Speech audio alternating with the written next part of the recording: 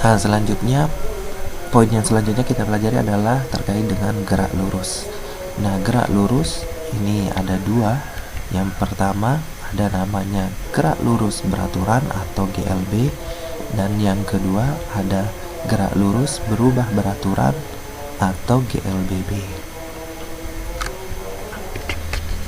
Gerak lurus beraturan pengertiannya adalah gerak benda pada lintasan yang lurus dan memiliki kecepatan yang tetap. Sedangkan gerak lurus berubah beraturan itu adalah gerak benda pada lintasan yang lurus yang memiliki kecepatan yang berubah dan percepatan yang tetap. Nah, untuk yang gerak lurus beraturan atau GLB, dia itu bendanya bergerak pada lintasan lurus dengan kecepatan yang tetap. Nah, itu makanya dibilang gerak lurus berubah beraturan. Kemudian pada gerak lurus berubah beraturan, ini gerakan bendanya memang tetap pada lintasan yang lurus, hanya saja kecepatannya berubah, tetapi dia tetap beraturan dengan percepatan yang tetap. Nah, supaya lebih paham GLBB, kita lihat saja langsung untuk grafiknya. Grafik GLBB itu seperti ini adik-adik. Dia bergerak pada lintasan lurus dan memiliki kecepatan yang tetap. Jadi grafiknya itu lurus. Nah, kemudian untuk grafik GLBB, dia juga bergerak pada lintasan lurus, hanya saja kecepatannya yang berubah. Jadi grafiknya seperti ini.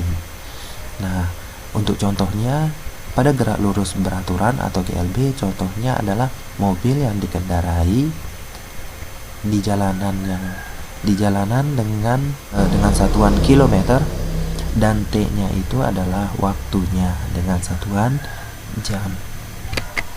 Sini Kak Rizal akan kasih satu trik untuk supaya lebih paham lagi dan tidak perlu yang namanya repot-repot menghafal semua rumus yang ada pada gerak lurus beraturan. Nah, caranya bagaimana? Kita pakai rumus yang namanya triangle. Nah, di mana rumus triangle ini kita akan masukkan pi, s sama t-nya nanti. Tapi dengan memperhitungkan rumus utamanya juga. Nah, di sini Kak Rizal akan bagi. Nah, garis yang ke samping, ya, garis yang ini maksudnya adalah dibagi atau pernya. Nah, kemudian garis yang ke bawah ini bisa diartikan adalah garis kalinya. Nah, karena dari rumusnya itu pi sama dengan s per t, jadi kita tinggal masukkan saja ke triangle-nya atau rumus segitiganya. Nah, pi-nya sama dengan s per t. Nah, jadi pi sama dengan s per t, ya. Nah, lalu bagaimana kalau kita nyari s-nya? Nah, untuk mencari s-nya, tinggal kita tutup s-nya ini.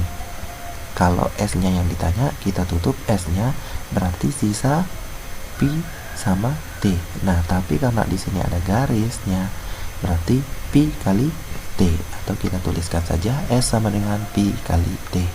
Ini untuk mencari s-nya. Nah, lalu bagaimana untuk mencari t-nya? Sama seperti yang tadi. Kalau t-nya yang ditanya, kita tutup t-nya, ya. Jadi sisanya adalah s sama pi. Jadi s per pi. Nah, jadi untuk mencari t-nya sama dengan s per v. Paham? Jadi tidak perlu yang namanya capek-capek untuk menghafal rumus pi sama dengan s per t, s sama dengan pi kali t, t sama dengan s per pi. Nah, takutnya kalau kita menghafal rumus yang banyak-banyak seperti ini, takutnya suka terbolak-balik tempatnya, bahkan nanti salah rumus. Makanya lebih gampangnya adalah hafalkan untuk rumus utamanya dan pakai rumus triangle ini untuk yang selanjutnya, tergantung dari pertanyaan atau dari soal yang kita dapat. Paham ya adik-adik? Nah, selanjutnya kita akan coba untuk contoh soalnya supaya adik-adik tidak bingung di mana letak penggunaan rumusnya itu. Contoh soal yang pertama, di sini Kak Rizal cantumkan saja rumus utamanya di atas ya, supaya kita ini sebagai pengingatnya ya. Nah, contoh soal yang pertama, sebuah mobil menempuh jarak sejauh 5 km dalam waktu 1 jam. Ditanyakan, berapakah kecepatan mobil tersebut? Nah, untuk menjawab soal seperti ini, dalam fisika biasanya soalnya berbentuk pernyataan. Nah, di sini untuk menjawabnya kita harus tulis dulu yang pertama adalah diketahuinya atau kita singkat dik. Nah, di sini tertulis jarak sejauh 5 km. Nah, ini cara cepatnya untuk mencari diketahuinya ya. Kita lihat di mana angka-angkanya. Nah, di situ pasti ada maksud dari angka-angkanya. Contohnya yang pertama, jarak sejauh 5 km. Jadi tinggal kita tuliskan jaraknya itu adalah S-nya ya. S sama dengan 5 km. Kemudian angka yang kedua ada di sana tertulis 1 jam. Nah, 1 jam itu adalah waktunya ya. Jadi waktu itu yang tadi T sama dengan 1 jam. Nah, kemudian baru kita tulis yang ditanyakannya. Nah, di situ tertulis kecepatan mobil tersebut. Jadi yang kita perlu jawab atau kita temukan di sini adalah kecepatannya atau P-nya. Nah, langsung saja kita masuk ke rumus intinya. Karena P yang ditanya, kita langsung turunkan saja rumus utamanya yang tadi, yaitu P sama dengan S per T. Nah, jumlah S-nya itu berapa? 5. Dan jumlah T-nya itu adalah 1. Tinggal dibagi, 5 dibagi 1 sama dengan 5 km per jam. Nah, jadi ini masih simpel ya adik-adik. Hanya saja di sini yang perlu Kak Rizal tekankan, jangan sampai nilai S atau T-nya itu terbalik ya. Kemudian kita lanjut ke contoh soal nomor 2. Seorang pengendara sepeda bersepeda selama 2,5 jam sepanjang lintasan lurus. Berapakah jarak yang ditempuh jika diketahui kecepatannya sebesar 18 km per jam? Seperti biasa, kita tulis diketahuinya dulu. Diketahui di sini.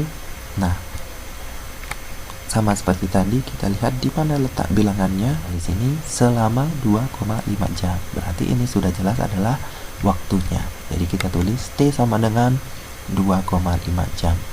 Nah, kemudian bilangan yang kedua ada 18 km per jam. Nah, di sini sudah tertulis sebelumnya adalah diketahui kecepatannya sebesar 18 km per jam. Jadi kecepatannya itu adalah P sama dengan 18 km per jam. Lalu tinggal kita tulis ditanyakannya. Nah, yang ditanyakan adalah berapakah jaraknya ya. Jadi jarak yang dicari adalah S-nya. S-nya berapa? Nah, tadi kan Kak Rizal sudah membuatkan rumus triangle-nya ya. Sudah dibuatkan rumus triangle-nya. S-nya kita tutup. Berarti rumusnya S sama dengan P kali T. Rumusnya S sama dengan P kali T. Jumlah P-nya 18 km per jam dan jumlah T-nya 2,5 jam. Jadi 18 kali 2,5. Hasilnya adalah 45 km. Nah, sudah paham ya adik-adik untuk mencari atau memecahkan soal yang seperti ini.